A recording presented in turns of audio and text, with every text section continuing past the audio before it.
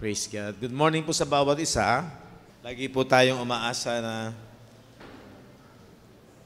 habang tayo nabubuhay, anuman minsan yung ating kalalagayan, ay mabuti po ang Diyos sa ating buhay. Noong nakaraan po kasi ay pinaksa natin yung about sa paglago ng ating pananampalataya. Nagsimula po ito, ang pinaka magandang nakikita natin yung sinasabi sa 2 Corinthians chapter 10, na nakita natin na ang stronghold ay nasa ating isipan. Sa mga universal, panglahatan, ito yung conscience, di ba? Romans 2:14 and 15. Sapagkat kung ang mga hintil, tayo yon, na walang kautusan sa katutubo, wala tayong written law, ay nagsisigawan ng mga bagay ng kautusan, so gumagawa din tayo ng ayon sa kautusan na meron tayo. Ano yon? Ang mga ito na walang kautusan, ay naging kautusan na rin natin sa ating mga sarili. 15, ano yung kautusan na yan? Na nagtatanyag ng gawa ng kautusang nasusulat, saan? Sa kanilang puso. So yung universal law, panglahatan yon. Nanggaling yun kay Eva at kay Adan. Yun yung knowledge of good and evil, di ba? Na kanilang kinain, yung bunga ng knowledge of good and evil. Na pinatotohanan ito, pati ng kanilang budhi, conscience. Yan. Yung konsensya ng tao, yun ang nagbibigay ng kaalaman kung ano ang mabuti at masama. Yan. Ang kanilang mga pag-isip ay nagsusumbungan. Yun ang konsensya eh. Sinusumbong sa iyo yung isipan, nagdadahilanan, mali yan. Ito ang tama eh. Bakit ko ba nagawa yon? Masama pala yon. Masama nga pala yon. Yun namang mabuti na dapat kong ginawa, ba't hindi ko nagawa? Yun sinasabi, nagsusumbungan, na nagdadahilanan sa isa't isa. Yun po yung universal law. Na alam mo sa isipan mo na may mali kang ginawa. Nakukonsensya ka. Conscience. Kasi nga alam mo yung mabuti at masama. Yan yung universal law. Sa lahat po ng tao yan. Kaya yung law of Moses, written. Diba? Una, yung 10 Commandments. Sumunod, naging 116 ba? Dumami yung mga pinasulat pa. Hindi tayo kasama doon. Diba? Pag inunawa mo yun yung rightly dividing the word, kanino naka-address. Sa pag-aaral sa Bible, napakahalaga po nun. Hindi lahat ng nakasulat sa Bible, tatanggapin mo. No? Ang nagpapaliwanag na rin sa atin ay ang salita ng Diyos. Kaya ganun tayo dapat binibigyan natin ng authority, yung written word, itong Bible. Kaya napakahalaga nung ating pag-aaral. Kaya yung pinag-aaralan natin nung nakaraang linggo, pag sumikapan natin na magkaroon ng renewal of the mind, hindi mo na pwedeng sundin yung kahinaan ng laman. Kasi andito nga yung sin in the flesh. Diba? Kaya sabi ni Paul, hindi na tayo nakikipagbaka ayon sa laman. Kasi nga, gigibain mo yung mga maling haka ng isipan. Balik nga uli yung 2 Corinthians 10. Yung kuta ng kaaway, nasa isip natin. Huwag ka nang lumayo. Wala kang kaaway sa labas. So ito nga yung kagandahan sa gospel ng journey ng pag-aaral sa Bible. No, pag nakita mo yan, na yung sin law nag-cause ng death kasi mayroong violation, yung sins, tinapos yan ni Jesus dito sa krus. Sinolve yan. Diba? Pag hindi naging malinaw sa isipan mo yan, yung mga connection about sa future, about sino yung kaaway mo, hindi mo maiintindihan. Pero pagka yun ay naging malinaw at tinanggap mo yan, matatanggap mo na ang pinakakaaway mo nasa sarili mo. Wala sa labas. Ha? Wala sa labas. Ang pinakakaaway natin, yung mga nakalagay sa isipan. Pagka, tuloy natin, verse 4. Diba?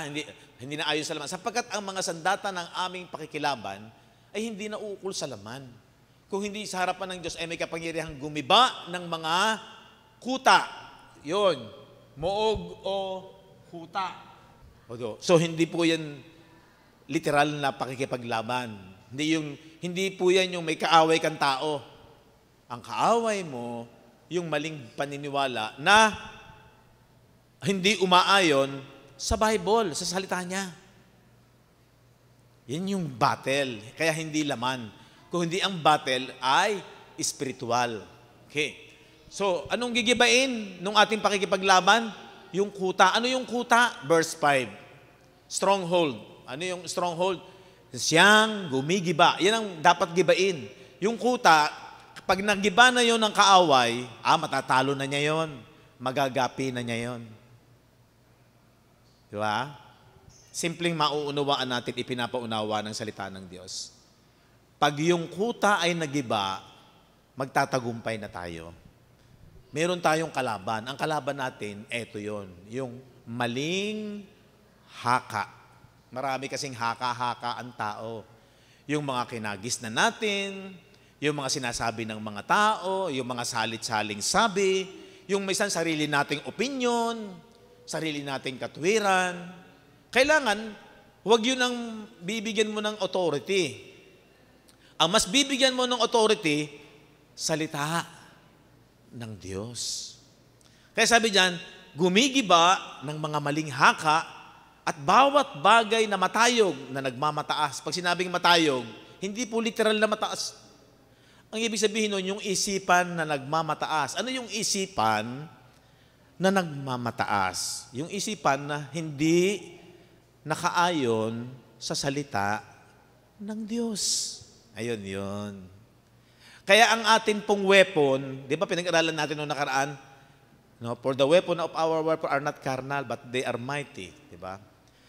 Makapangyarihan. Ano yun? Ito yun, no? Salita ng ginawa ni Kristo sa krus.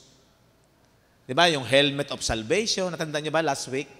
Helmet of salvation, yung baluti. Puro umuwi yun sa kaligtasan ginawa ni Kristo eh. Ito yung sandata mo. Alam niyo po, sa aking pag-aaral, pag talagang nakapokus dito, at hindi biro, kahit mga theologian na po at kahit na nagtapos sa Bible school, pag hindi talaga maliwanag ito, mahihirapang maunawaan. Yan. Makukonfuse ka pa rin.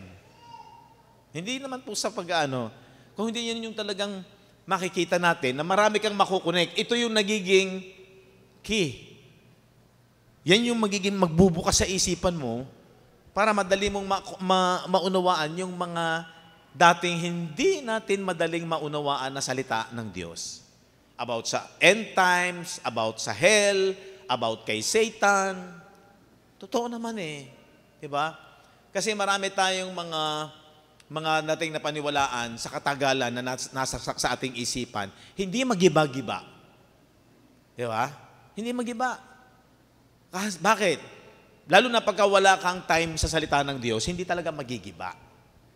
Kasi ang weapon, sabi ng Hebreo, nung ating pinag-aralan, kung hindi ako nagkakamali, ang double-edged sword na dapat natin gamitin, na humihiwa ng mga kasukasuan, di ba? Dahil double-edged, salita ng Diyos. So yun ang wawasak ng mga maling haka. Mapwera na lang kung hindi mo bibigyan ng authority ang salita ng Diyos. Hindi mo pa rin masasabi na talagang ang weapon mo ay ang salita ng Diyos. So di ba, makita nyo, napaka-importante nung nag-aaral ka kasi yun ang weapon. Yung double-edged sword, sabi nung ating pinag-aralan nung nakaraan, which is the Word of God, na ang magkabilay talim. Ibig sabihin nun, wawasakin noon kahit anong tibay noong mga stronghold, gigibain noon. Nakuha nyo? Wawasakin noon. Pero ang pinakasusi, eto. Pag ito tinanggap mo, maging maliwanag sa iyo na tapos na yung kapangyarihan ng kasalanan, na nananahan sa laman. May mga verses naman tayo eh. Di ba?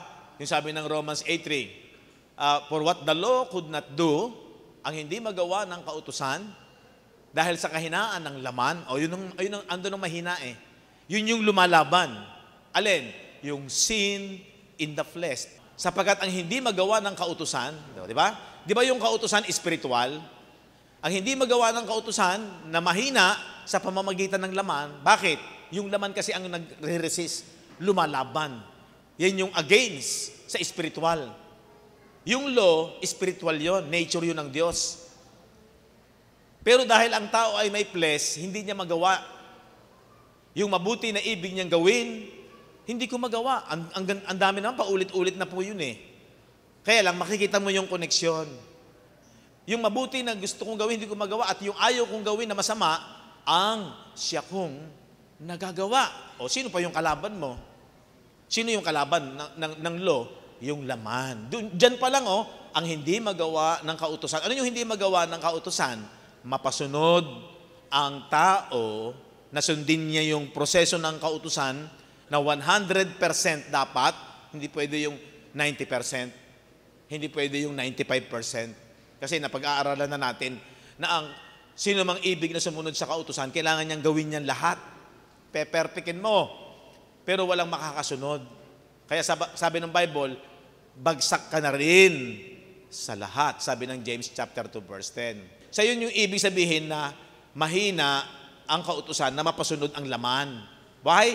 Kasi yung laman, doon nananahan yung sin. Wala namang duda doon. Pinaulit-ulit na natin. Sabi ng Romans 7:17-18 ay yung sin that dwelleth in me. Yung evil na nananahan. Ayun naman ang evil. So doon mo na makukonek. Kung tatanggapin mo yung Romans, na mystery ng gospel na ipinahayag kay Paul, na ang sin in the flesh, yun yung evil that is in me. Nasa tao yun eh. Diba? Malinaw po yun. Kahit pabalik-tarin mo pa yung Bible, malinaw yun. Na sinasabi nung kapahayagan na sinabi kay Apostol Pablo, na ang kalaban talaga ay yung laman. Kaya sabi nung Galatians 5:16 and 17, kung hindi ako nagkakamali ha, ang sabi doon ay, ang nasa ng laman ay laban sa Espiritu. At ano ba yung Espiritu? Salita ng Diyos. Ang Diyos ay Espiritu at ang kanyang salita. At ang nasa ng Espiritu, ang nasa ng Diyos, pati na yung kanyang mga salita, ay laban saan? Sa laman. Bakit? Andun yung sin. Ano sabi doon? Magkalaban ang dalawang ito. Kung yun ay magkalaban, yun ang sinolve ni Jesus. Ano sabi diyan? Dahil sa kahinaan ng laman, sa pagsusugo ng Diyos, ay yun ang solusyon. Isinugo ng Diyos. Kaya alam natin yung John 3:16, For God so loved the world, He gave His only begotten Son, whosoever believe will not perish but have everlasting life. Ayun yun, sa pagsusugo ng Diyos, sa kanyang sariling anak, si Jesus, na nag-anyo, yun, no? Nag-anyong lamang, nag-anyong laman, sinful nature, kinuha niya. Dahil doon sa kasalanan. Anong ginawa doon sa kasalanan na nasa laman? Na nangyari sa laman ni Jesus doon sa krus? Hinatulan, condemned, sin in the flesh. O yun eh. Kaya ayun ang kaaway eh. Kaya dapat matapos na yung kaaway. At pinag-aralan natin nung nakaraan sa 1 John chapter 3 na nahayag ang anak ng tao, si Jesus, upang igiba, wasakin ang gawa ng devil. Ba? To destroy the works of the devil. O di ba? Ano yung works of the devil? Pinag-aralan natin sa Galatians chapter 5, yung works of the flesh.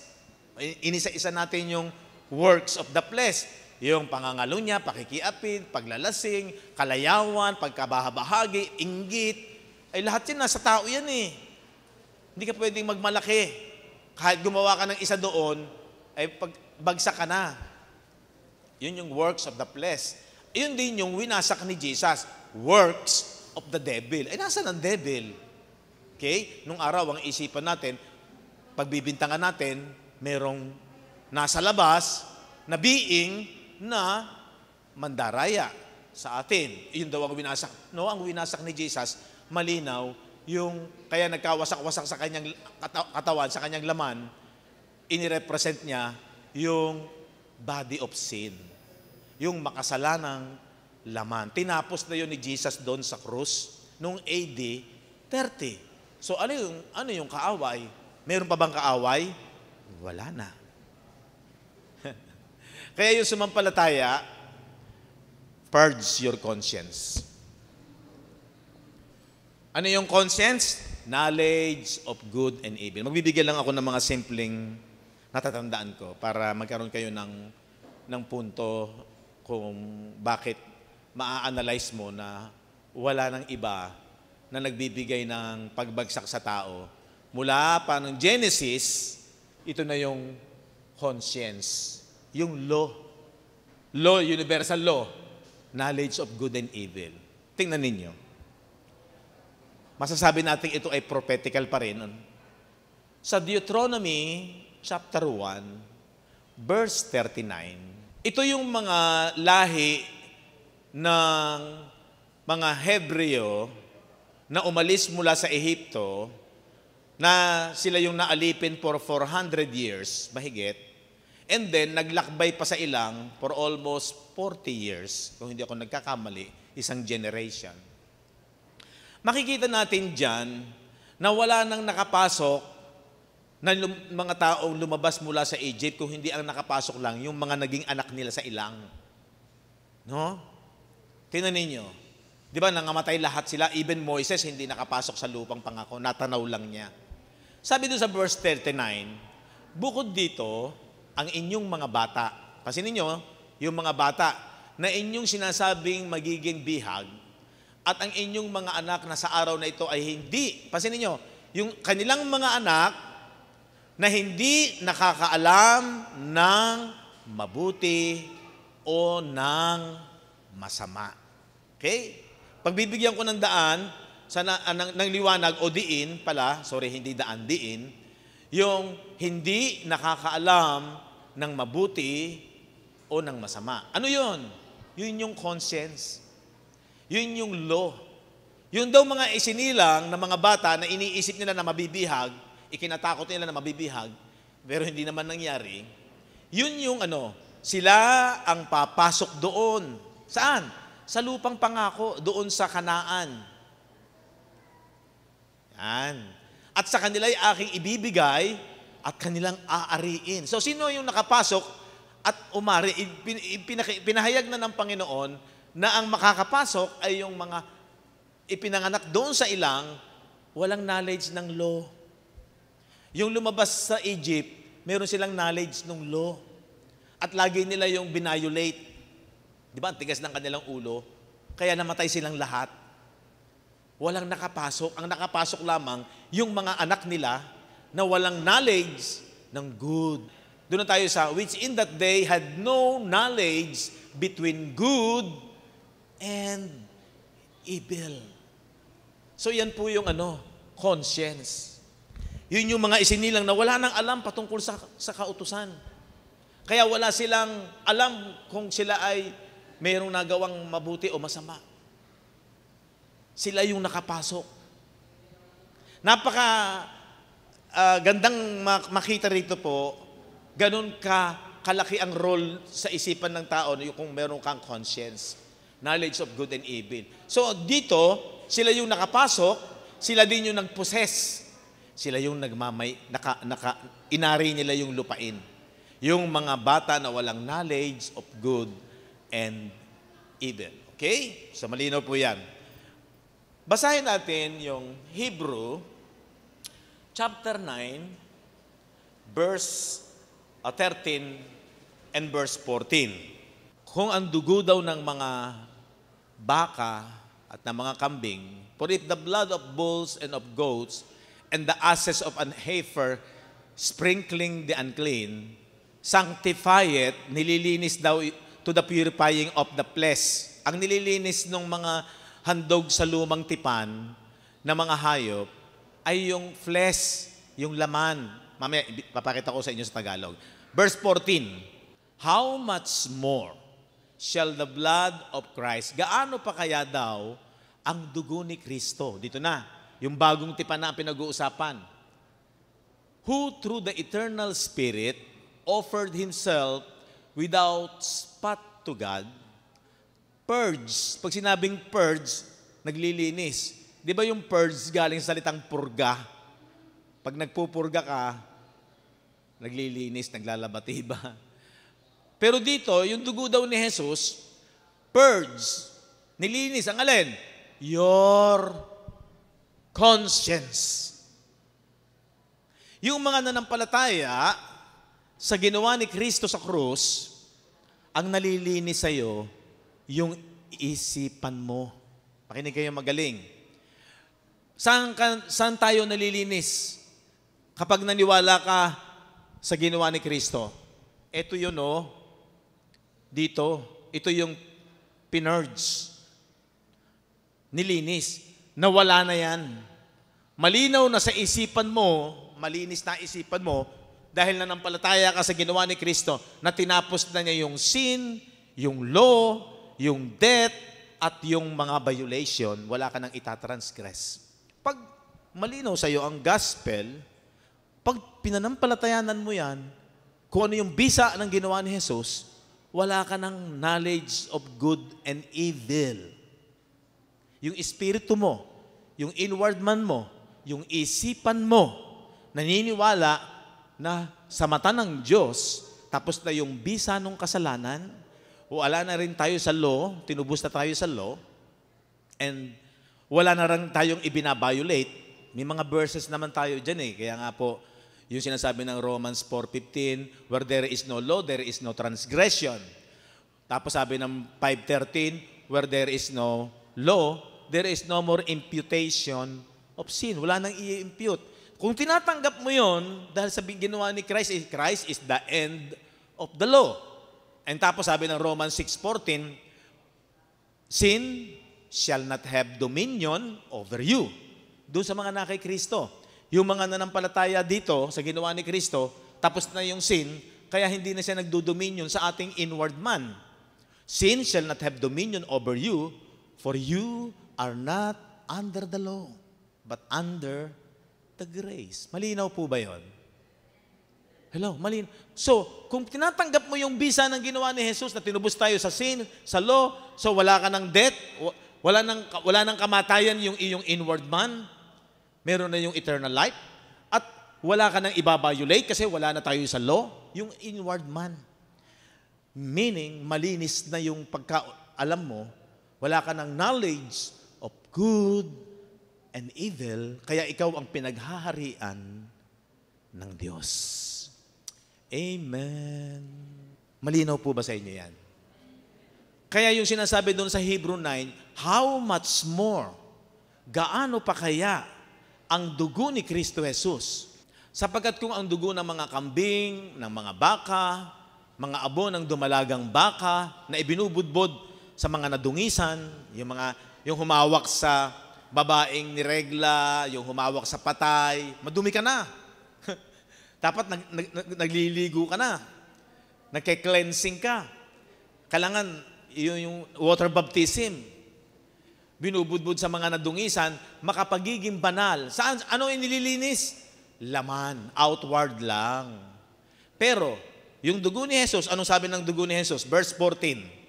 Gaano pa kaya ang dugo ni Kristo na sa pamamagitan ng Espiritu na walang hanggan ay inihandog ang kanyang sarili na walang dungis, eto na yan sa Diyos, ay maglilinis. Anong lilinisin ng dugo ni Jesus? Ng inyong budhi. Kasama na rin yung law of Moses sa mga Hudyo. Kasama na rin tayo. Kasi meron tayong moral law, yung sa conscience, yung hindi nasulat, yung binasa natin kanina. Di ba? Malilinis na yung iyong budhi, yung isipan mo. Nasaan ba yung budhi ninyo? Nasa isip, kasi yun yung nakakaalam ng mabuti at masama. So kung sa Old Testament, sa panahon ng mga Hebreo, ang pangako ay physical land, at ang nakapasok lamang doon ay yung mga walang knowledge of good and evil, lalo na sa ating panahon ngayon, ang talagang mga born again, na pinaghaharian na ng Diyos, past tense na nga po yung nagre-reign na si Christ ay yung wala ng knowledge. Alam mo ito, ayun ang susi. Nakuha nyo? Kaya alam mo rin kung sino talaga yung kaaway mo. Ba't ka palalayo? Dito lang tayo sa scripture. Ang pinakamahigpit mong kaaway, yung isip mo. Kailangan magpasubmit ka rito. O, balik tayo sa 2 Corinthians 10, 3-5. Anong gigibain? At anong weapon? Salita ng Diyos, double-edged sword. Ano gigibain? Mga maling haka. Verse 4. Yun yung stronghold. Huwag na kayong maghanap ng mahigpit na kaaway ay si Satan na sa labas. Ang mahigpit nating kaaway, sarili din natin. Yung mga idinikta ng laman. Yung mga nakagis na nating unawa. Nakagis na nating mga aral. Yun yung mga maling haka. Bakit po nagmamataas? Kasi hindi nagpapasakop dito. Paano hindi nagpapasakop? Hindi align, hindi naniniwala sa bisa ng ginawa ni Jesus. Pinagpakahirap si Jesus pagkatapos may bisa pa sa iyo ang kasalanan. Nagpakahirap si Jesus pagkatapos nasa liwanag ka, mamaya nasa kadiliman ka na naman. Anong klaseng pagpapahalaga yan sa ginawa ni Jesus? So nagmamataas yun. Bakit? Ayaw tanggapin, paniwalaan ang tunay na bisa na tapos na yan. Kaya wala ka ng conscience. Purge your conscience. Nilinis ang kanilang budhi. Malinaw po ba yun? Paulit-ulitin ko. At dito na rin lang tayo. Kailangan maliwanag at magandang balita talaga ang laman ng ating isipan. Amen. Purge your conscience. Ngayon, sinong kaaway mo? Yung dati mong isipan pa rin, yung mga maling haka, yung mga maling paniniwala na ayaw umayon at nagmamataas sa karunungan ng Diyos. Ito yung karunungan ng Diyos, oh. Naging matayog at nagmamataas laban sa karunungan ng Diyos. Verse 5, para makitang maliwanag. Kahit ulit-ulitin natin ito. No, casting down imagination, yung mga maling haka. Every high thing, nagmamataas laban sa karunungan ng Diyos, which is yung gospel. Bringing into captivity, dinadalang bihag. Ano ang binibihag? Naghahanap ka ba ng tao sa labas? Masamang espiritu, bibihagin mo? Hindi. Ang bibihagin mo, yung isipan ng bawat tao. Bringing into captivity every thought. Sino yung bawat isipan? Tayo yon. Ako, may isip po ba kayo? Hello? Amen. Every thought, isipan ng bawat isa. Every thought. Saan? To the obedience. Binibihag ang bawat isipan sa pagsunod, sa pagtalima, sa pananampalataya, sa paniniwala, sa ginawa ni Kristo. Every thought to the obedience of Christ. Malinaw po ba yan? Importante bang maging maliwanag ang gospel? Yes. If our gospel be hid, it is hid to them that are lost. Maliligaw ka pa rin pag hindi maliwanag sa iyo gospel. Hindi sarili nating doktrina to. Doktrina to ng mystery ng gospel na ni-reveal kay Paul. Kay Pablo lang ipinahayag yan eh. Siya lang ang nakapagpahayag yan eh. Natapos na sa kautusan. Nilinis na yung ating conscience. Pagka marumi pa rin ang conscience mo at iniisip mo pa rin na ikaw ay nagkakasala sa Diyos, teka muna, hindi mo naiintindihan at hindi ka nagpapasakop sa ginawa ni Kristo. Binabalanse naman natin, dito sa lupa, physical natin, nagkakamali pa rin to. Pag ito gumawa ng pagkakamali, magagalit sa iyo tao, lalayuan ka ng tao, at makukulong ka at mahahatulan ka. May konsekwensya. Iba yon. Iba rin yung in the spirit. Iba yung sa inward man, iba yung sa outward man. At naniniwala tayo na hindi license to sin yan. Bakit? Kasi thankful ka sa Diyos. Diba? Nagpapasalamat ka sa Diyos. Kaya ang isang anak ng Diyos, nasa isip mo na ang identity mo na ay si Kristo. Bakit ka magwawala sa kasalanan? Hindi totoo yun.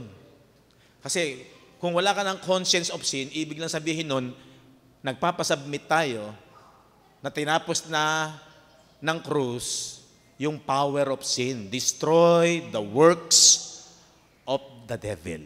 Yan. So, salamat sa Diyos, salamat sa Panginoon. Sana po, habang tayo ay tumatagal, meron tayong pinagkakaisahan sa pananampalataya.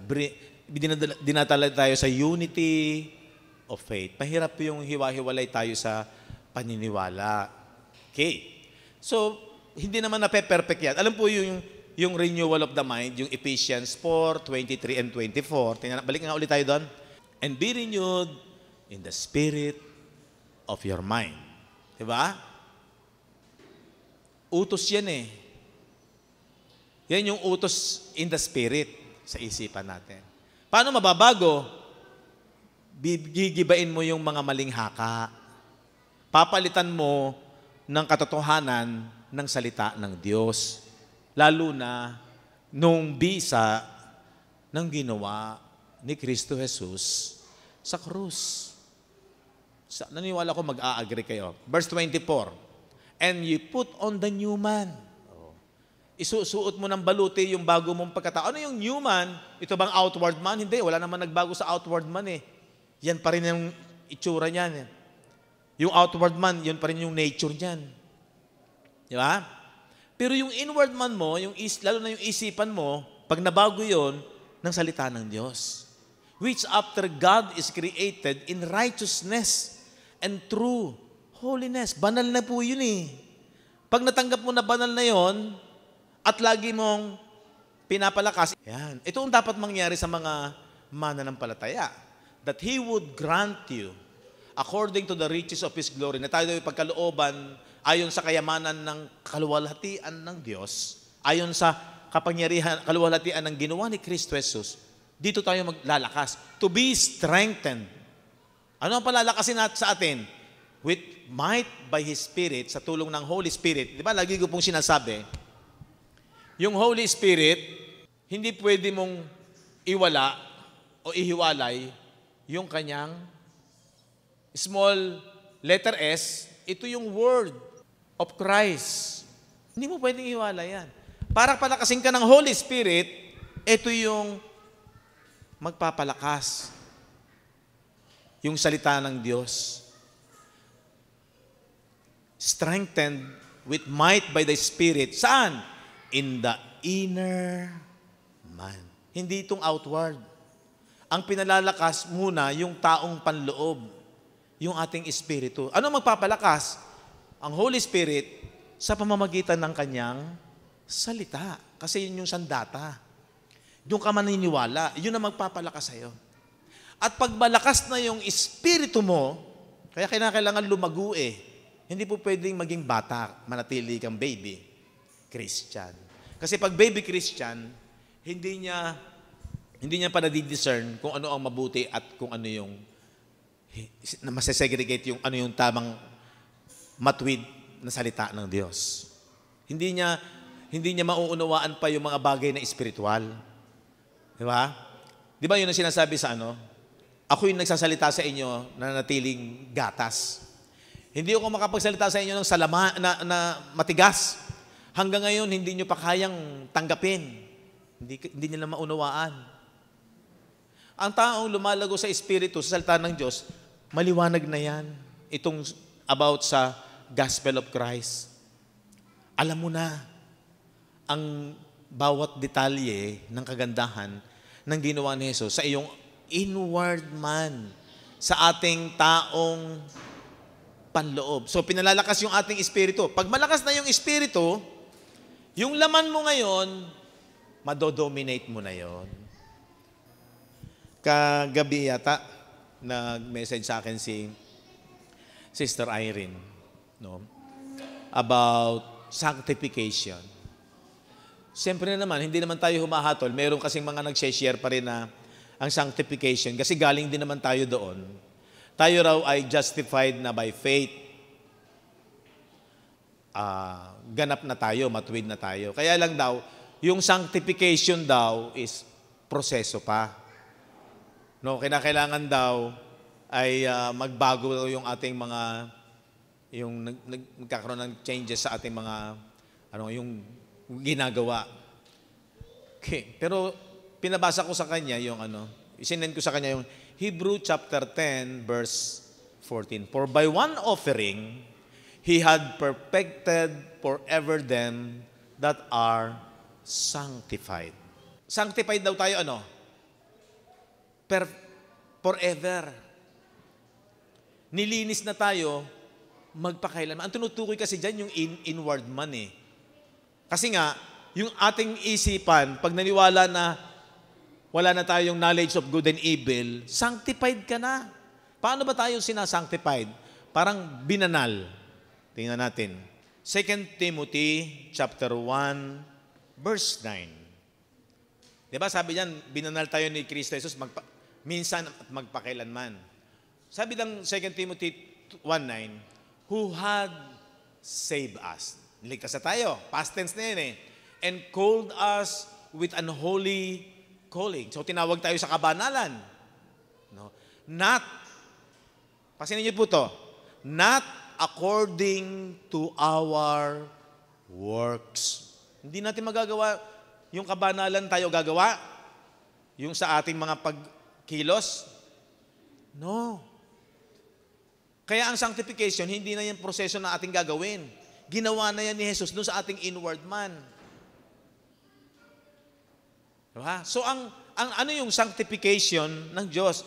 Sabi dito, holiness is sanctification or separation unto God's purpose. Makinig kayo magaling sa akin. Ang holiness o sanctification na ginawa ng Diyos, yan daw po ay inihiwalay ayon sa purpose ng Diyos. But according to His own purpose. Ano yung purpose ng Diyos? At sa biyaya, ano yung purpose? Inihiwalay ka. Paano tayo nahiwalay? Yung isip mo. Yung isip natin, sa pamamagitan ng kanyang salita about sa gospel of Christ, pag naniwala ka sa gospel of Christ, nagiging malinis na yon patungkol sa kasalanan. Nagiging malinis as in alam mo na wala nang bisa ang kasalanan sa inward man mo, sa isipan mo. Dahil nanampalataya ka rito. Inihiwalay yung mga tao, ibinukod. Inihiwalay. Sa paanong paraan? Pag sila ay nanampalataya. Ano ang kaibahan ng mga believers talaga, yung mga born again, sa mga hindi pa nananampalataya? Sa isip. Yung paniniwala kay Kristo, yung paniniwala sa salita ni Kristo, yun ang kaibahan. Doon tayo binanal. Sino nagbanal sa atin? Salita ni Kristo patungkol sa mabuting balita. Papaano tayo pinananahanan ng banal na Espiritu ng Diyos? Nung araw, ang paniniwala natin, banal tayo pag hindi ka na nakakagawa ng kasalanan. Walang makagagawang tao nun. Yung sinless work, wala. Imposible yun. Kasi nga, ang nature ng laman, may sinful siya. Sa natural. Mabuti na lang, in the sight of God, tinapos na to. Okay? So ano yung holiness? Ano yung sanctification? Ang sanctification, binukod tayo, sabi nung 2 Timothy 1:9. Who had saved us, called us with an holy calling, not according to our works, but according to His own purpose. Anong purpose ng Diyos? Ito yon. Si Jesus lamang ang makapagpapabanal.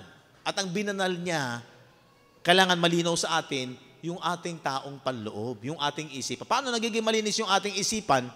Pag naniwala ka sa message ng gospel of Christ, natapos na yung works of the devil, edi alam mo, banal na yung isipan mo. Kasi nilinis na yon ng ginawa ni Kristo. Yung isipan mo nananampalataya sa ginawa ni Kristo. Kaya yung isipan mo, nasanay mo na yung isipan mo na in the sight of God, sa mata ng Diyos, banal na yung ating inward man. Hindi na yun maaapektuhan nung sin, nung law, nung death, nung sins. Bakit? Tinapos na ni Jesus yan after the cross. So, yun lang naman ang pinakasusi dun eh. yung pinaniwalaan mo yung krus, yung bisa, nung kanyang kamatayan, nung kanyang pagkalibing, nung kanyang pagkabuhay na mag-uli.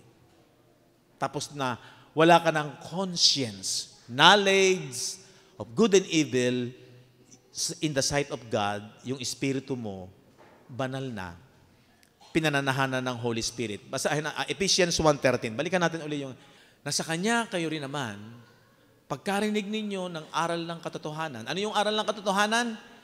Ebanghelyo ng inyong kaligtasan. Pagkatapos mong marinig ang ebanghelyo, yung bisa, natapos na yung kasalanan, yung law, wala na yung debt, wala na rin yung violation mo, hindi na may impute sa inward man mo. Anong nangyayari? Pag pinaniwalaan mo yan, mula nang kayo'y magsisampalataya, ang kayo ay tinatakan ng Espiritu Santo. Di ba? Ng Holy Spirit.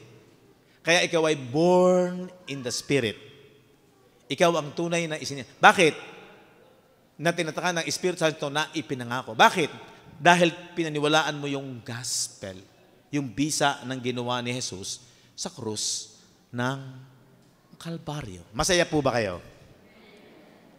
Hindi parang nagpapakunwari ka lang.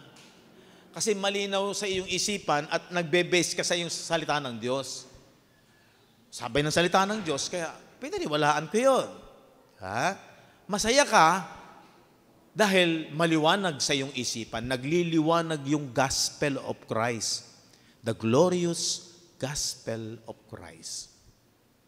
So ito po yung malinaw na lumalago ka sa pananampalataya. Habang tumatagal, nawawasak yung mga maling haka na nagmamataas. So maiintindihan mo na yon. Yung stronghold, huwag ka na maghanap ng mga espiritong masama. Mga kapatid, makukonfuse tayo. Madadaya tayo. Ang linaw ng salita ng Diyos, ang talagang kaaway talaga natin, yung maling haka na nalagay sa ating isipan. Dikta ng mga maling haka. Yung mga maling aral. Yung mga mali nating opinyon. Wag nating bigyan ng authority yung sarili nating haka. Ang bigyan natin ng authority kung ano yung salita ng Diyos. Yan. Okay. Kasi ang maganda nito, talagang nagiging maliwanag po sa inyo yung mabuting balita. Pagkatapos, sabi ko nga, susi po kasi yan eh.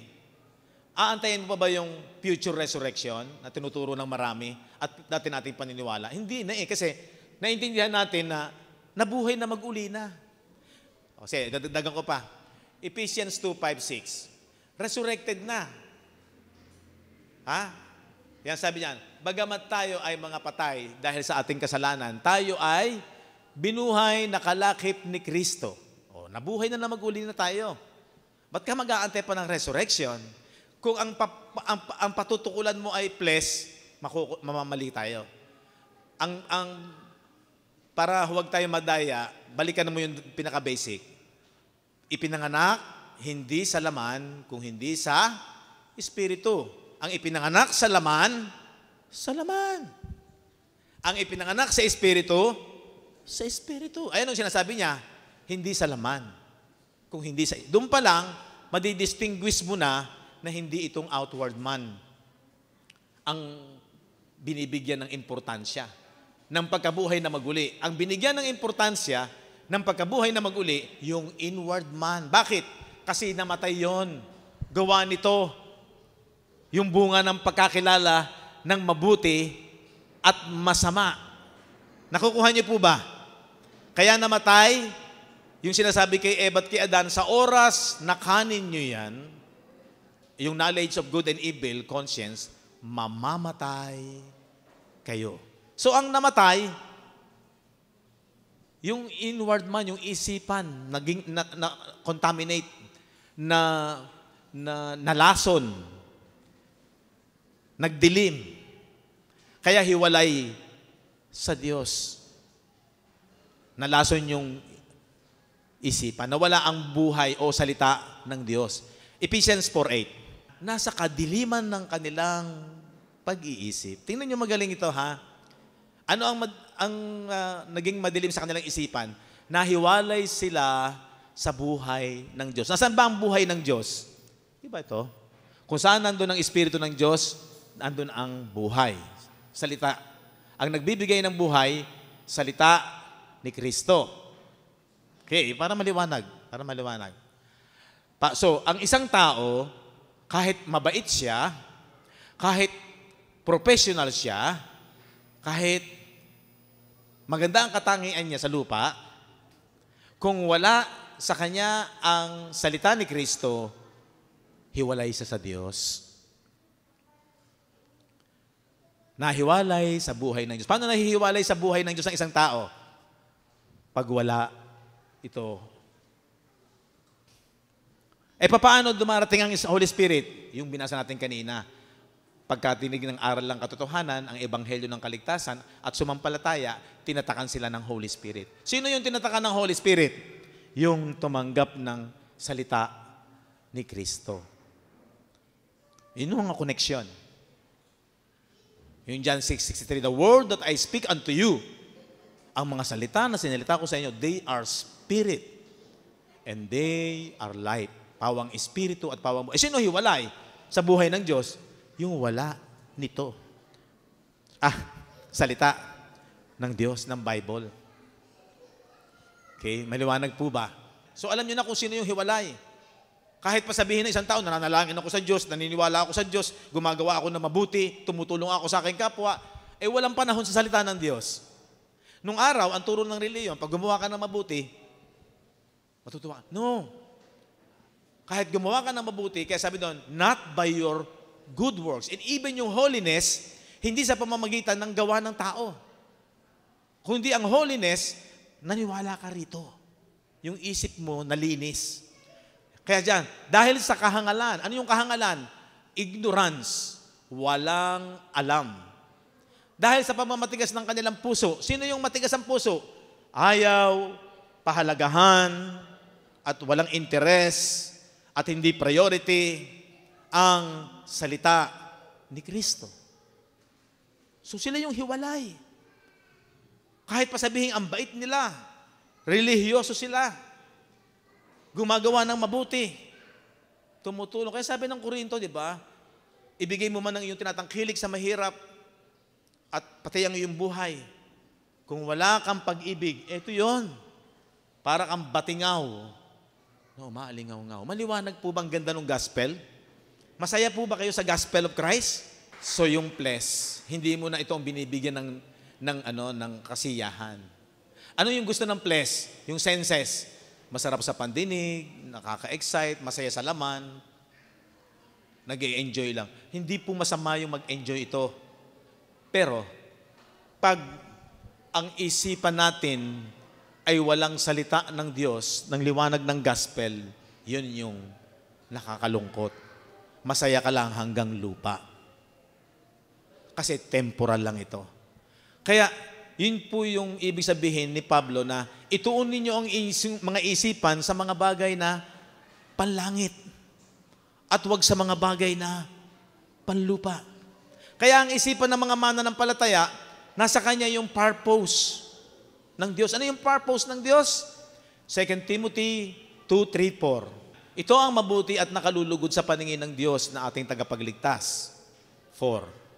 Na siya ang may ibig, ang Diyos ang may ibig na ang lahat ng tao maligtas. Pero, kailangan may alam ng katotohanan. Ano yung alam ng katotohanan? Ito yun. Gospel of Christ. So, dun po ako naniniwala, marami na pong adbantahe tayo na pag-aaralan. Kahit na minsan nagkakamali din naman pa rin ako. Lahat naman tayo nagkakamali pa rin. Pero, ang kagandahan is nakapokus lang tayo sa scripture. Kasi yung proseso ng interpretation, yung 1 Corinthians 2:13 and 14, tingnan natin. Na ang mga bagay na ito ay atin namang sinasalita, hindi sa salitang itinuturo ng karunungan ng tao. No? Hindi po tayo dapat mag-base lamang sa doctrine of man, sa paniniwala ng isang tao lang, kundi sa itinuturo ng Espiritu. na iwinawangis natin. Paano ang pagtuturo ng Holy Spirit? Iwinawangis natin comparing yung mga bagay na Espiritu, saan? Sa mga pananalitang ayon sa Espiritu. Ano yun? Ito po yun. Ano ba yung Espiritu? Word of Christ. Yung basic interpretation, the Bible interpret itself. Para hindi ka madaya, kailangan, ang sumusuporta rin, yung Scripture, kagaya ng ginagawa natin, na ang kaligtasan natin, ito lang, gospel. Ang hiwalay talaga sa Diyos, yung walang laman ang salita ng Diyos sa isipan ng tao. Sila yung nagdilim ang kanilang isipan. Ang born again talaga, ang tinataka ng Holy Spirit, yung nakarinig ng aral ng katotohanan. Kasi marami pong turo ng Ebanghelyo, hindi maliwanag. May power pa rin yung sin, di ba? Nakapokus pa sa flesh. Ang i-resurrect itong flesh. So di merong confusion.